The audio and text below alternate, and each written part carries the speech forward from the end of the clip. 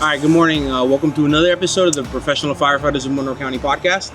I'm joined by Lieutenant Perez, Charge Paramedic Joel Lopez, and this episode we're kind of going to go over the tasks and duties, responsibilities of a charge paramedic. As we mentioned in previous episodes, we do run, minimum staffing per requirements. So our charge paramedics aren't what, people would usually be used to in other departments as a medic role.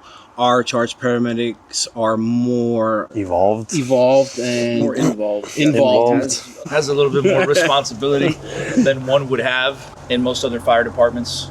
That's for sure. So yeah, I'll let you guys take it away. The charge paramedic is at every station. All of our stations that we talked about before are ALS. Yes. We have ALS trucks, engines, and all of our engines are ALS. Our rescues are obviously all ALS. So we do have charge paramedics on every truck that you see, within the Monroe County. So every station, you hear us talking about that's where the charge paramedic kind of functions at. Every ALS unit has an assigned charge paramedic. Yeah, every else. Yeah, so even at the airport, those trucks are ALS. Yeah.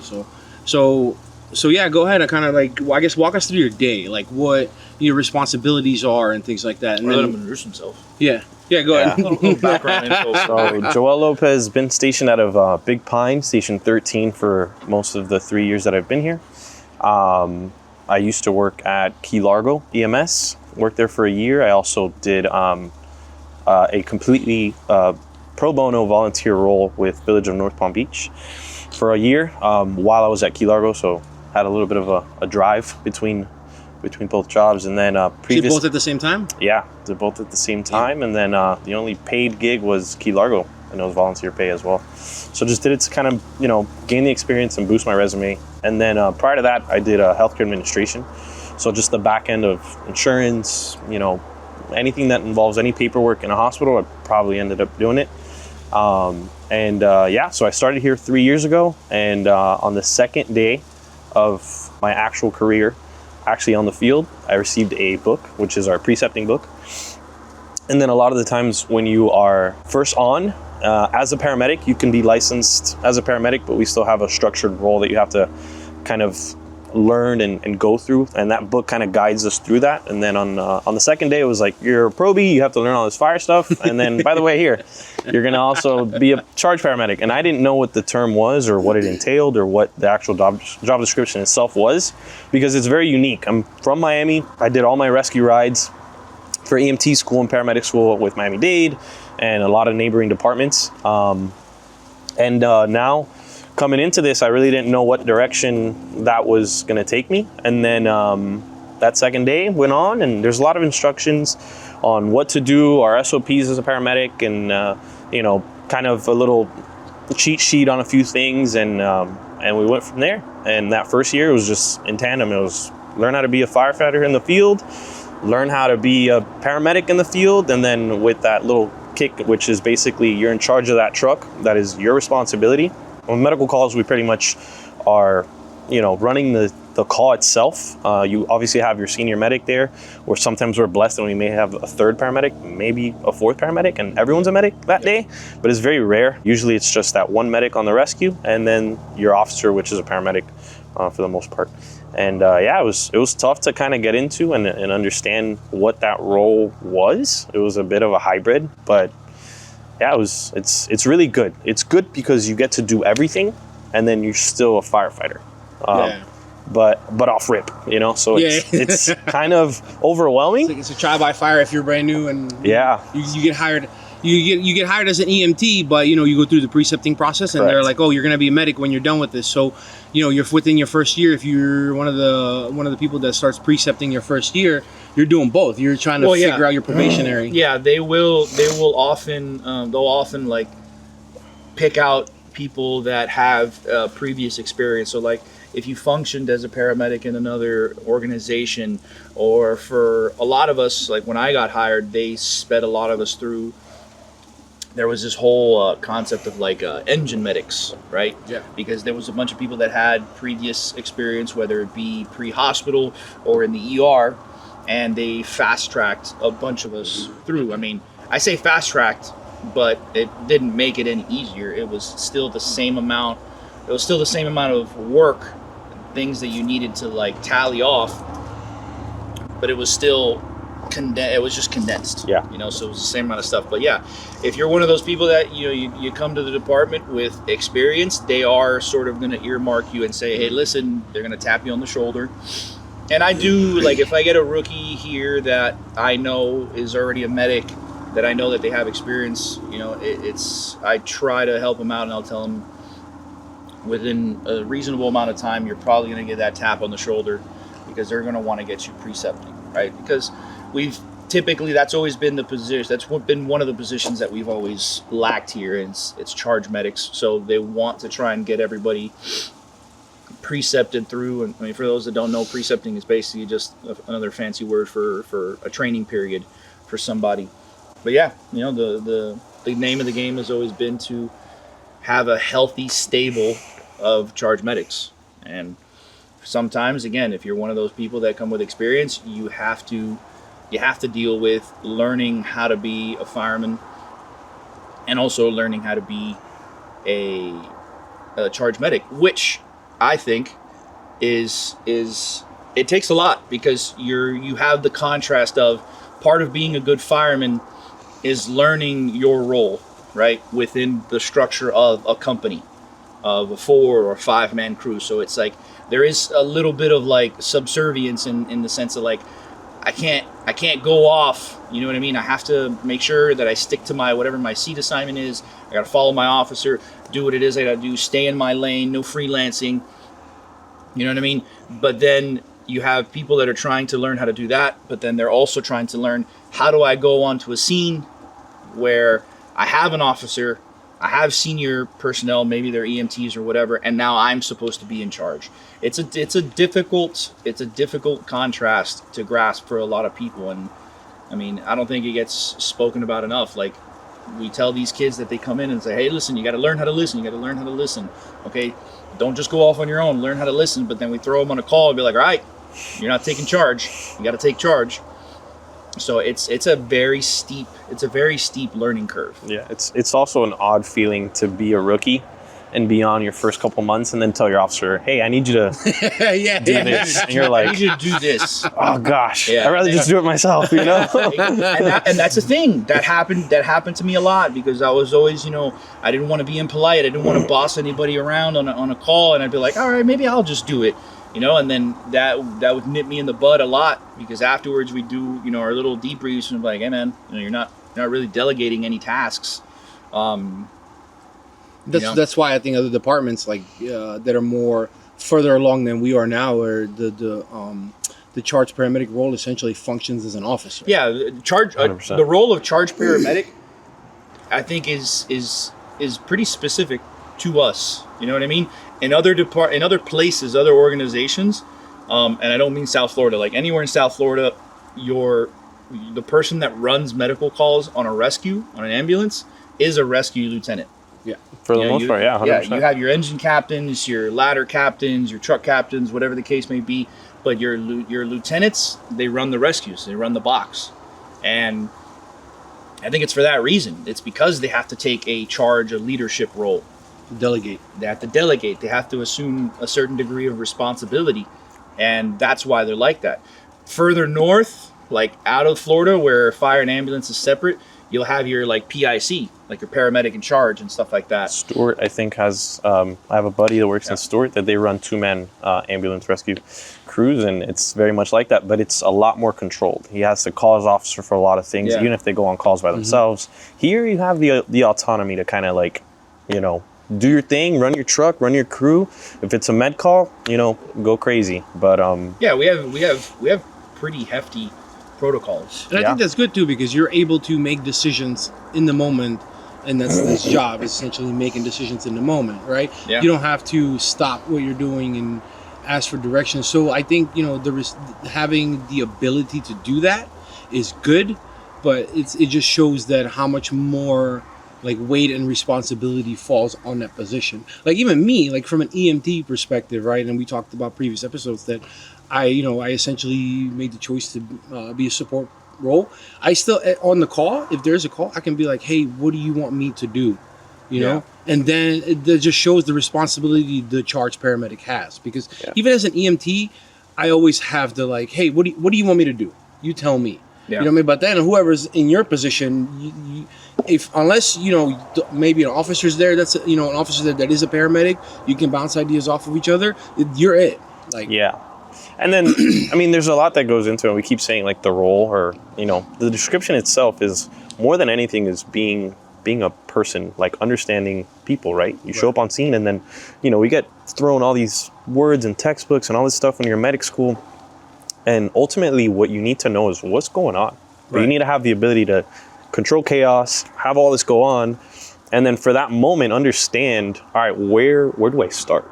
So like know what you're doing, and I feel like experience is the biggest thing for that. Right. So a lot of these departments, they have lieutenants, on the truck, and that's why they're running the call, because they've seen so many med calls. Yeah.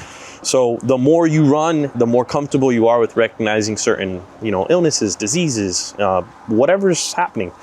And then understanding what your crew can provide to you, right? So if I know I have Hodek today, I know that he's my workhorse, right? In the sense of, I need a guy lifted. I need something like, this guy's an absolute workhorse. It's the truth. And he loves being that support role. But I know if, a guy's in a pickle and, behind a bench, and it's going to be a tough move.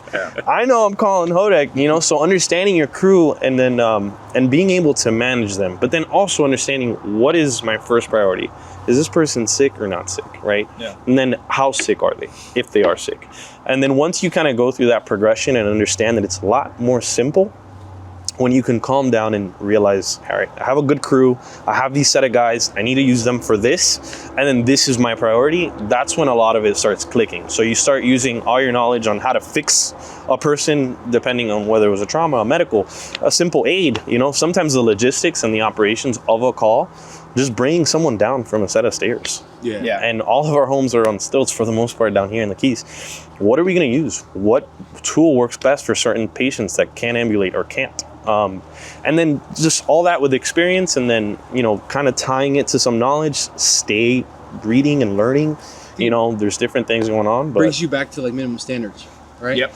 Like the book, like you said, the textbook and the school is essentially minimum. They don't call paramedic minimum standards, but essentially it is, because no school teaches you how to deal with, like you said, with the people and like. Well, I mean, becoming now it's a national. Back then, for me, it was state.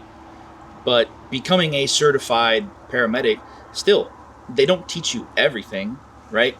They educate you on the minimum amount that they feel is enough to get you out so that you can sit in the box and respond to a call. And they provide you with enough information that you can efficiently resolve somebody's problems, right? But again, that doesn't teach you about the dynamics with, just interacting with somebody who's having a bad day, or somebody who's really sick, or interacting with family that's overreacting to somebody that's not really sick. They don't teach you that stuff, and that's where experience comes into play a lot, right? It's education versus experience, right? Education will tell you what to look for on a patient, right? But experience will tell you that based on the severity of how those signs and symptoms are presenting is whether this person is really sick or not, right?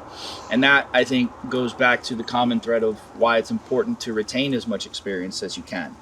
Because you can have 2 nationally certified paramedics, or state certified, depending on when they cleared.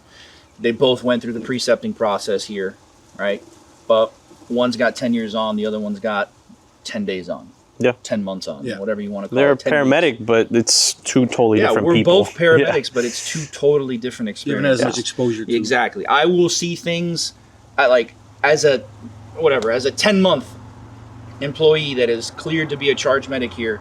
I can see things that will jar me or spook me that you can see, and you'll be like, meh. Yeah. Because you tend to, in the fire service specifically, and it's fire and medical, you can run a certain call and it can emulate that one call that you had that one time. So when you start running all these calls, it's almost like putting like notches on your belt. It's like, all right, I've ran that call before. Yeah. It just, the dynamic will change in the sense of the setting. Maybe there's 10 people around and they're hysterical and, you know, you got to kind of do a crowd control. And then other times it's just like, you know, there's no one home. Maybe we're a little more relaxed. We don't have to deal with certain things and we can kind of get straight to work. So the dynamic will sometimes change, but that call type is in essence still the same. You know, like I've had that kind of call before. Yeah. So the more you run certain calls, the more comfortable you start getting. And then you can really like hone in on how can this be more efficient? So every time I leave the hospital, when I'm with someone, if it's someone that I usually don't ride with, we always do a debrief. And sometimes even with, you know, Lisandro, which is one of the guys that drives with me, one of the EMTs on the truck, I don't treat him like an EMT. That guy, he can do everything for me, and I will still debrief and be like, yo, we should have done this, or we could have done this a lot better. And just kind of tailoring it to a more efficient path. But call types, you know, you start running more and you start feeling a little more comfortable, and then it gets easier eventually. But it's definitely difficult to kind of grasp it at first, and then again, be able to be a leader on a scene is very difficult. Yeah. And you have 1,000 other things happen. You know, you have station life, you have regular duties, you have training. You still have to be, you know, for the most part, and then we haven't even gotten into this, but as a charge medic, more times than not, we have a tanker at a station. At least at my station, we have a tanker that is pretty much just our water truck. We have our engine, and then we have our rescue. So if we get a fire, the EMT that's driving that rescue that day, he's going to jump in the back and he'll be a jump seat firefighter. And then the charge medic, for the most part, will jump in the tanker. And now you got to switch roles. I call it binders in the brain. Yeah. And you kind of got to file things in, and you're like, all right, I got to be here now. And yeah, so you have to know how to pump. And then if you're pumping and, you know, water's good, maybe you have someone there on scene that can monitor that. Now you're going to go fight fire or help out. So it's like I love it. It's great because you get to do everything. It's very autonomous. You can kind of just roam around and do a little bit of everything, but it is definitely a very extensive role. Yeah. And I will say this, the department has come a very long way from what the position used to be. For sure. I mean, 10 years ago when I got on, not every station had an officer because that's just the staffing at the time. The staffing at the time just wouldn't allow for it. So how was it when you were, like, your first year as a charge medic? So my first year, I cleared probation. I became a charge medic like just before clearing probation, my probe year. I became a charge medic. And then it was kind of odd for me because I had experience because I'd worked in an ambulance company for like 3 or 4 years on an ALS truck, and then I also worked at Baptist in the ER for a couple of years, Baptist Maine. So that was, you know, pretty busy. I was very fortunate. We had a lot of good doctors who I worked a night shift, and they preferred having like the medics and stuff on, you know, trauma codes or anything like that that came in. So I was very lucky to have a lot of experience, and I always tell anybody, you know, that ever asks me like, oh, you know, how was it for you precepting? I was blessed. Okay, I had, he's a captain now, Captain Ribbit. He was my preceptor, and then there was another fireman that used to work here that they were both dogs. Like, I had to learn how to delegate very quickly because if I didn't, I would very quickly fade into the background. I would sit there with, like, back then before we used the tough books, it would just have a little clipboard, and I had your paper, and I was just back there like, I was basically a scribe, and then they're going off, you know, working the calls. And that was the thing, you know, Ribbit would tell me, he's like, dude, you got to get quicker. He's like, we're not going to slow down for you. Yeah, the call's happening no matter what. The call is happening no matter what. Yeah. And if you're not going to do something about it, the work's got to get done. So I had to adapt. I had to change the way that I would sort of run the call. And I was kind of like one of the, I wouldn't say I was the first, but I was definitely one of the first people that started like abandoning the clipboard and just give me the tough book 100%. So I can start on this. Yeah. You know what I mean? Get all these things for it. And it would help me with documenting because now I knew like, all right, I'm going to throw this in. I'm going to throw this intervention in. And I got into the habit of like, all right, we pull up, I run inside. I don't care what it is, dude. I'm bolting inside because it gives me at least like a moment of silence, and you're like, all right, what's going on? Before the dogs show up, like I need to evaluate the scene. I need to look at it that way. When they come in, I tell them I want this, and this. Yeah, you know what I mean. I give them that, and that helped me a lot. And then basically I was a charge medic for maybe a few months, and then Trauma Star opened up. And because we had a big need for Trauma Star, they were, basically anybody with what they considered extensive experience, as a paramedic, they were, accepting applications for it, and they took into it. And then, so, I mean, before, not even 2 years on the department, I was already on Trauma Star. And it was not the lengthy precepting process that it was before, that it is now. Right? Before, it was you got 4 or 5 shifts, and it was, unless you showed some sort of like gross negligence, like this person is a liability. Right. Come that 4th or 5th shift, if whoever was precepting you was okay with it, if whoever the flight nurse that you worked the most with, unless they had a problem with it, whoever was running, EMS, they'd come by, you got the blessing. And that was it, man. Ready to go. If you felt good. So my precepting, my whole first couple of years was very different. But my precepting period for being a charge paramedic, again, I had Captain Rivet, and I was very blessed that I got a bunch of different calls. I had trauma alerts, I had trauma codes, I had strokes, I had dive emergencies, I had everything. And I worked in 8 zone, Stock Island, so it was busy, short. And sometimes everyone's happy about the short transport, but when you're charged, it's so hard to get everything condensed and ready to go in 15, 20 minutes before you get to the hospital doors. You got to call the nurse or call the hospital, figure out your report, get a history, package your patient, identify what's going on, maybe treat what's going on. Oh, and by the way, you're by yourself. Yeah. Because it's a two-man rescue, so your EMT is driving, and for that short distance or that long distance, depending on where you are by yourself. Yeah. You know what I mean? Shorter drives, like if you're at a station that's closer to the hospital, Big Coppet, Stock Island. I mean, sometimes here, depending on how bad the call is, I'll throw the extra guy in the back because they just need it. Just the extra set of hands. I mean, to be able to properly document everything that needs to be documented and still continue to manage that patient, it's no easy feat. Sometimes a short drive can be a blessing, but it can also be a curse. And in turn, now that we're there, I feel like I work in at Big Pine 13, which is probably the longest transport, I would say, in the county. So you're blessed at Station 8 Stock Island. That Lower Keys Medical Center is right there, right? Yeah. And then in turn, it also is very tough to gather all this information and treat and do all this stuff in a short period of time.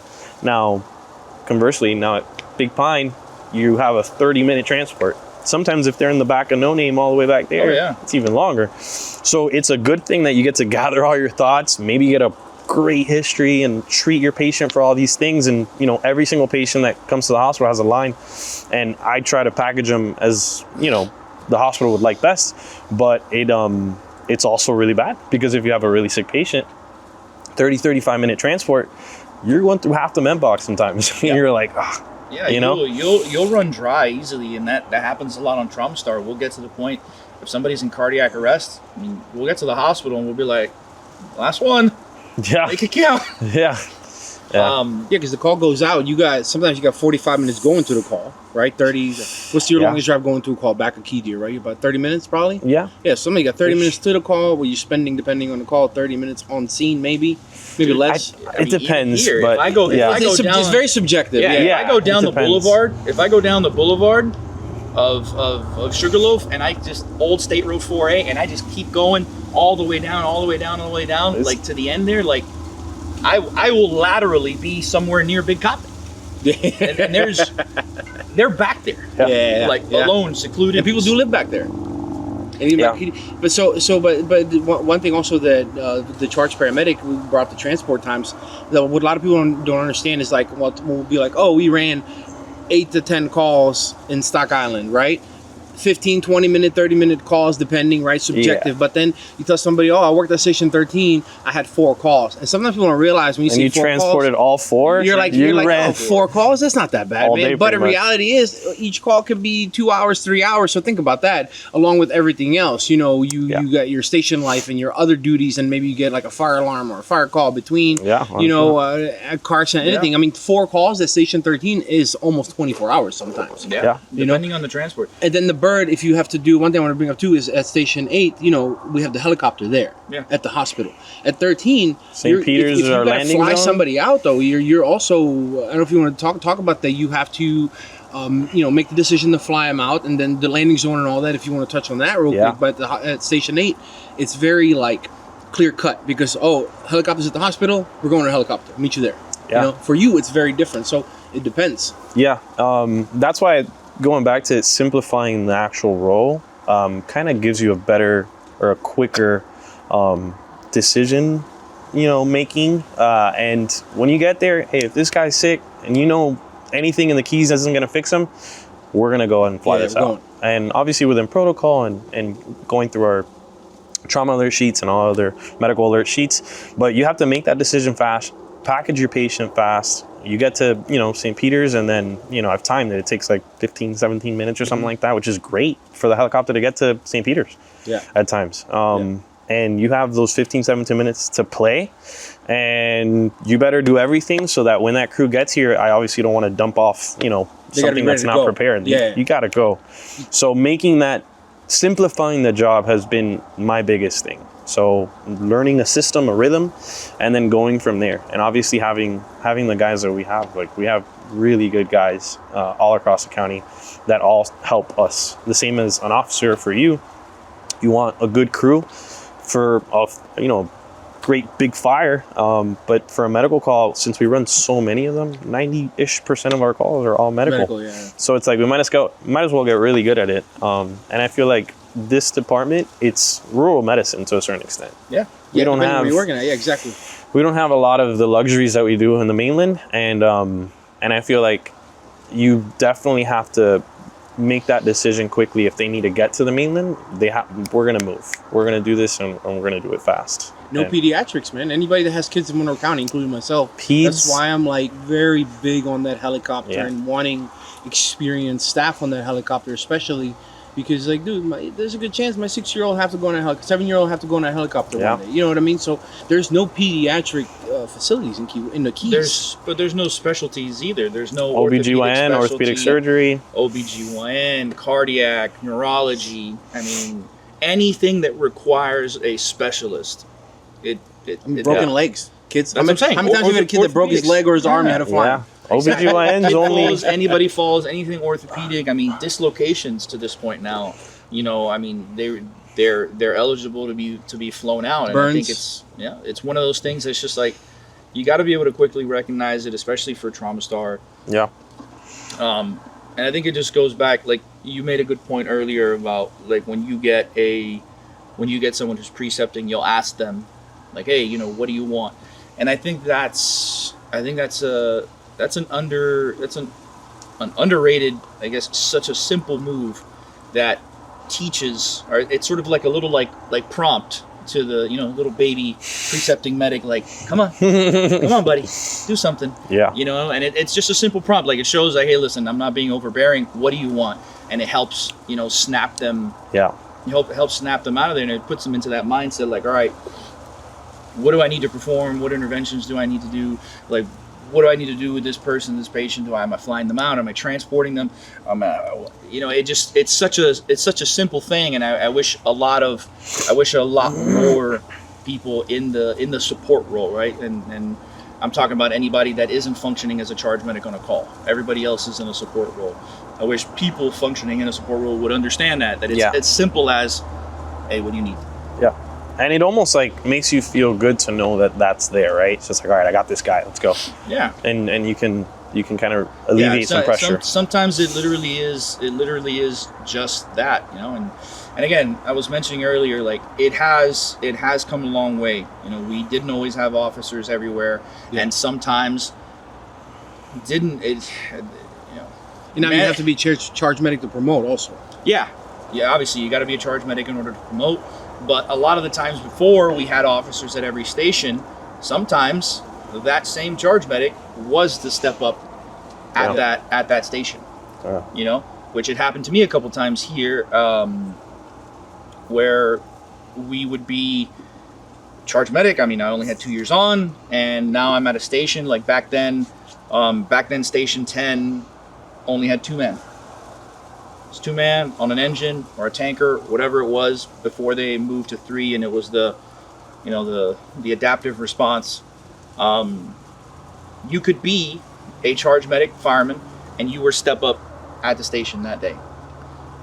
So on top of not being an officer, you have to, and you now have to worry about those roles. Like if we get a fire, I got to be first to. I got to figure out what it is I have to do. I have to work in that capacity. I think the department has come a long way in eliminating having to put these people in these sort of positions that they're not exactly qualified for. That I do think that they've done a great job, because the chances of someone who is not prepared or not skilled or not certified, you know, especially with the creation of the step up program, now we've all but completely eliminated the chance that somebody who's not ready for it is going to be thrust in that position. And I think that was a big thing. That was a huge stress. The first time I was step up at a station, I don't think I slept.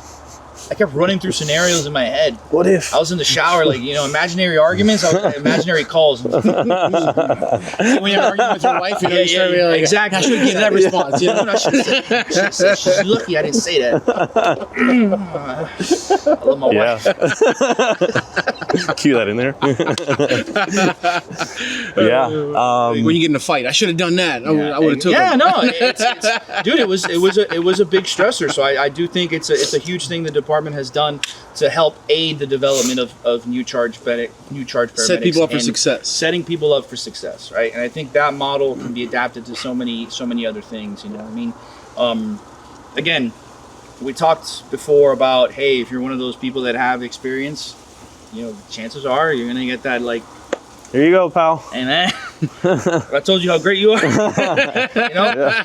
And we joke around about it, and it is stressful, but it's one of those things. It's the department need, you know what I mean? And they're never going to force you into it. Like, I don't think I've ever spoken to anyone that's ever said, like, I said no and they made me do it anyway. So it's not that, but it's one of those things of, like, this is your opportunity to, like, step into something. It's encouragement.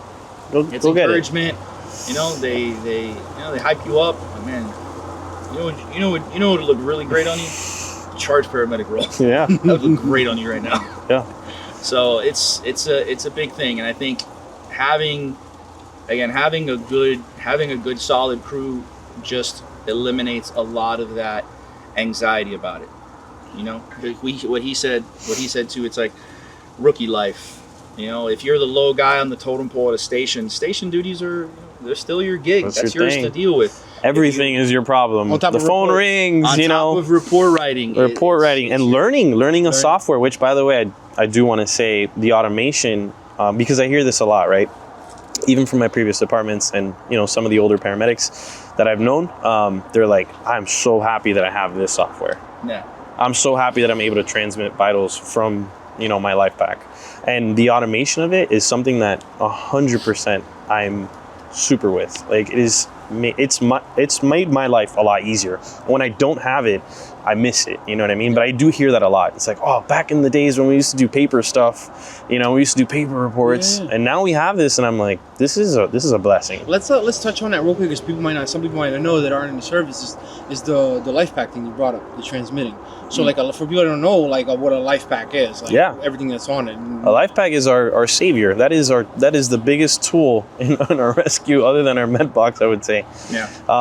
It gives us vitals, 12 lead. We have a bunch of pockets for a bunch of adjunct tools and stuff like that. And if you see us, it's your diagnostic. It's the thing with all the cords. If you see us walking into your house, so it's it's the best thing that I think has happened to the service. We We can do a lot with it. And then being able to now get all these vitals and put them in our reporting system so we can keep ourselves nice and organized. Yeah. And then have a timestamp of everything that we have and everything that we did, which, you know, holds us accountable to making sure that everything is done the right way. Obviously, 100%, we want that. But then being able to report it correctly and do everything. There's no fat fingering there, you know? Right. And then the reporting system is so good because sometimes if you get stuck as a new medic, I don't know if this has happened to certain guys that you've seen, but you can kind of go through the process of our software and it'll kind of guide you back to how you should be running that call. Yes. Eventually you have your own system, and I have my own system, and I don't even look at the tough book sometimes. I'll just throw it aside, especially if it's a hot call, and that's my problem later. But if you want, as a new guy and you're kind of nervous and you don't know what's going on, you can go tab by tab and it'll kind of guide you. And then you start kind of realizing, all right, I need this information. This is very, very important. This is valuable information. So I'm going to start tailoring this question to these kind of calls. And then you kind of start building your way. So this automation and software and all that stuff for the reporting, it's great. A lot of people, you know, we all complain about having to do reports. Every fireman doesn't want to do paperwork. That's the last thing we want to do. But it has come a long way. And our report system here is great. Better than clipboards, man. Better than clipboards, paper. I mean, getting to the point where we could, for the most part, barring any sort of technical difficulty, getting to the point where we could solely function off of electronic PCRs was a huge improvement. I mean, the patient care reports. For patient care reports. The ability to fax or, you know, digitally transmit reports to the hospital, to the receiving hospital. That was a huge thing because it ensured that proper transfer of information to them. You know, a lot of the times doing things verbally, again, like you said, you get a hot call. If it's like your third back-to-back, something can slip your mind. You forget to say this. You know what I mean? Little things, but it's definitely come a long way in terms of patient care. Being able to transmit all that information, accurate documentation. It's huge. It really does help. I think it's so. One thing I wanted to touch on before we wrap it up is that you talked about in the beginning. You worked, you know, was it Palm Beach volunteer? Village of North Palm Beach. They're a paid department, but they still had, I think, space for like 10 or 12 like what Keys used to be, right? But then you worked, you know, at the hospital, and the same thing with Lieutenant Perez. You worked the ambulance company previously, and somebody like me that grew up in the Keys, right? I'm only an EMT because back then there were no paramedic programs in the Keys at all. So, you know, you were lucky to get there was barely an EMT program at the college, right? Yeah. So none of that was really, you know, you're talking 10 years ago. I got hired, you know, a little about 12, 13, 14 years ago, whatever I'm at now. But, you know, roughly 10 years ago, there was no paramedic programs. So, and somebody like me, I got into the fire service a little bit later. I already had kids. I already had a wife. So you don't really have the ability to go after, you know, your fire school, your EMT class, and you're hired, you're a rookie, like you deal with all this on top of family life, and, you know, in the Keys, you always have a second job, right? You have a second job, and then like you didn't even have the opportunity for a paramedic program, so it's extremely valuable, and we're very fortunate, I think, that we're right next to like the mainland in Miami, and, you know, people are willing to drive, you know, the 3-4 hours, depending where you live up north, right? Sometimes it's 2 hours, sometimes 3 hours, sometimes 4 hours, right? Depending where you're stationed. But people are willing to drive that had the opportunity on the mainland to take those classes. And I think that's extremely valuable because now there is some paramedic programs in the Keys. You know, the college, I think this is the first year they're doing a paramedic program. You have the one in Marathon. But even that is scarce. You know what I mean? It doesn't really, it's difficult even for somebody like me to, if you already have like your life going, right? To attend one of those classes. It's a pretty involved class, 100%. time-wise, you know, when you're taking the clinicals and everything. So, you know, for somebody to do that with kids already, you know, if you're not early in your life, like right out of high school, how some people are able to do it, it's definitely like a taxing process to go through, I think, if you're already with a family. So I think it's a huge benefit to, like, the Keys that we are able to tap into the, I think, like the mainland job market, I guess you would call it, or, you know, because I think it's like a popular profession, so a lot of people are, you know, trying to get into it, and then but it benefits, you know, having people drive down. It just shows like everybody's dedication to the department, because you're willing to drive the 3-4 hours, you know, rather than just taking a hospital job somewhere and you can only drive 10 minutes. You know, love of the job. 100%. you want to do this bad, I personally, I can't do anything else anymore. This is what I want to do. Anything else, yeah. This is the only thing I know. I've wiped my brain clean of anything else. But yeah, you want to do this so bad. I live in Miami. Yeah. 2.5 hours away from my station for the most part. And I wake up every morning and I have my uniform nice and folded, ready to go. And I'm excited for one, to be around the guys and girls that we have in this department.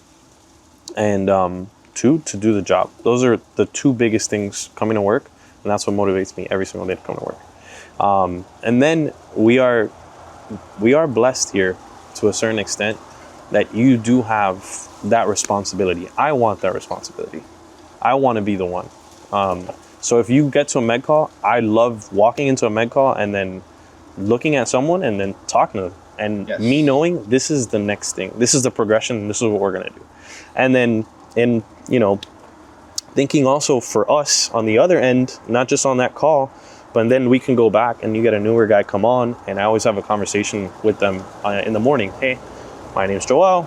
We've never worked together. This is how I like to do things. This is how we're gonna do them. I want you to do absolutely everything on a call. If you don't know how to do something, we're gonna do it together. And that's the same conversation that I have with every single person that I've worked here. So that too, that third thing is also a really big thing for me. So hanging, with the crew, running that call, whether it's fire, medical, whatever, but for the most part, it's always, now it's medical, a lot of medical calls. But that third thing, which is growth for us, for ourselves, and then also getting on that truck that day and that morning, and then knowing that you help somebody and they learn something with you. Yeah, and the reason, like previous episode, we talk about like the selflessness, I think, and then what I've heard something the other day is, and I remember where I heard it, but it was like sometimes people, especially over the holidays, right? People will call us, and it may not be your I get to do everything call, but there's so many people, I think, in like the healthcare system that kind of fall through the cracks. Sure, yeah. And they don't have nowhere to call, so they actually fall back on the 911 system. Yeah. And sometimes they just want somebody to show up, right, and address their problem and make sure they're okay. Yes. And it's not even about transporting a really big involved call. You're just there to ease somebody's mind, and that's another rule that something you have to learn as I think as a charge paramedic. Yeah. You know what I mean? Not everything's like a gung ho call. No, and that's I think that's the opportunity. Calls like that. I had one in Big Coppet with Hervey, R.I.P. Big Herb. We had one, and it was middle of the night. It was Thanksgiving. It was 3 or 4 a.m. We were dog tired, and we get called out to someone who's having a panic attack. And to make the long story short, it was literally just some chick, and she was alone on Thanksgiving, had nobody to be with, and it was just getting to her. Yeah. And we sat there. I mean, it ended up, no transport. There was nothing really dire that needed transport to the ER. She just didn't want to be alone. Yeah.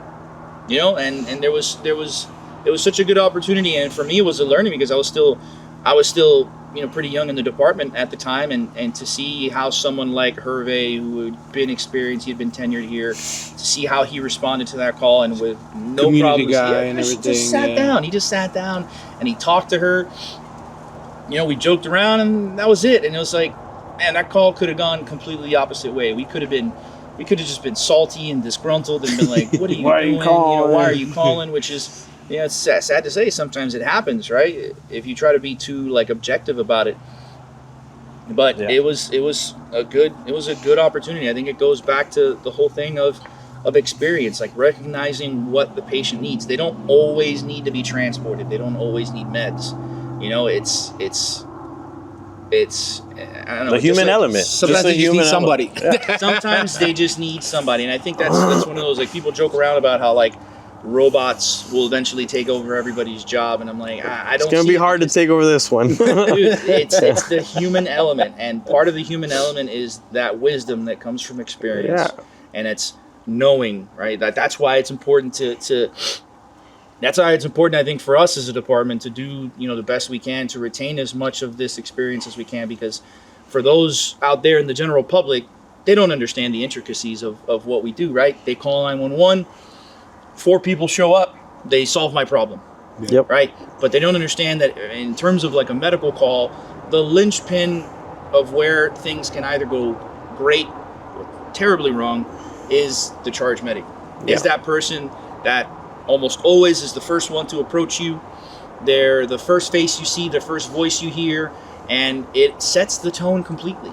And with your crew as well, not just with the actual patient. Yeah. But if your crew sees you calm in a very unnerving situation, the rest of the call goes great. And that comes with tenure, and that's something that I would love to one day master. And I feel like it's very difficult to just come in level-headed and like nothing's happening, you know. But that, and how many times have we not just shown up to a house, they call 911, and you put a blood pressure on and a few leads, and you're like, oh, I just wanted to make sure that everything was okay. And boom, they're completely fine. It's such an opportunity to like foster goodwill. You sit there, you joke around with them, like, you know, and they'll be like, oh, I'm so sorry for bothering you. Or please. This is our job. I'm happy to do it. I was bored at the station. I'm so glad you called. Thank you for calling. I needed an excuse to get out.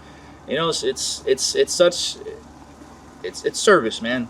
Yeah. Being able to serve in the position of charge medic, or just anything within the fire department that responds to people that call 911 for whatever the reason.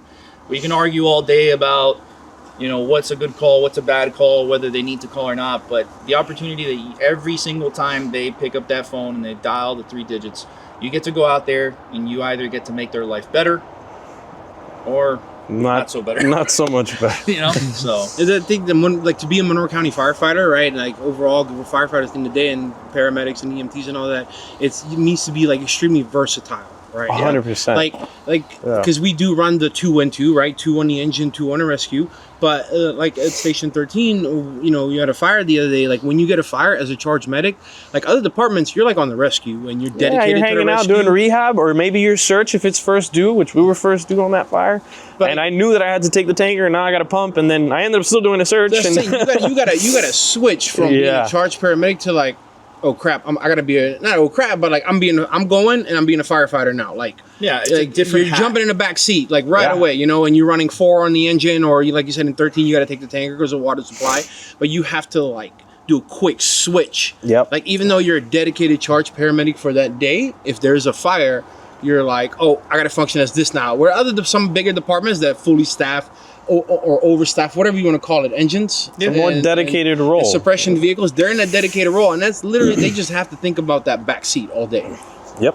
Oh, yes. You know what I mean? Yes. I am irons. That's all I do. Yeah. I force door. I am the can man. I am done. I am the roof guy. I'm throwing a ladder. Like, there's so much to do. And I think I have a habit of making the statement. Like, I think that when it comes to fires, right, obviously having an officer is important. Having an experienced fireman on the nozzle is important. Having an absolute mule as your backup guy is important. But a sensational driver. The driver. Yeah. Whoever is driving, I think that is Hodek. that is the linchpin for the fire. And that same analogy, I would make it to med calls and your charge medic. If you have a solid driver on a fire, it's going to make everybody feel better. It's going to make your officer. Where's the hydrant so I can cancel Station 10? Exactly. Shout out to Jimmy. He's going to love that one. But it's true, man. It's like if you have a good driver, it's going to make everybody relaxed. Yeah. Right? It's going to make the officer relaxed. He's going to know that, all right, this stuff is taken care of. And the same thing on a medical call. If your charge medic is cool, it's calm, collected, it's going to affect. I never thought of it like that. Yeah, it's going to affect the mood of the crew. It's also going to affect the mood of the patient. Yeah, you know, it just those are key elements, I think, within the organization, and that's why they should really be bolstered. You want to take that? Crazy. That's my little league softball. Oh. Good job. Hell yeah. Go Sophia. So that's another part where I get to be in charge, you know? So speaking of binders in the brain, that's another one you have, right? So you go being a dad, just being switch, a husband, swap. And you just gotta being a dad, just a flat out employee and working hard and doing all these things. Yeah. If only I could boss my wife around like I do in EMT. Nice. Never gonna happen. Never gonna happen, man. Yeah.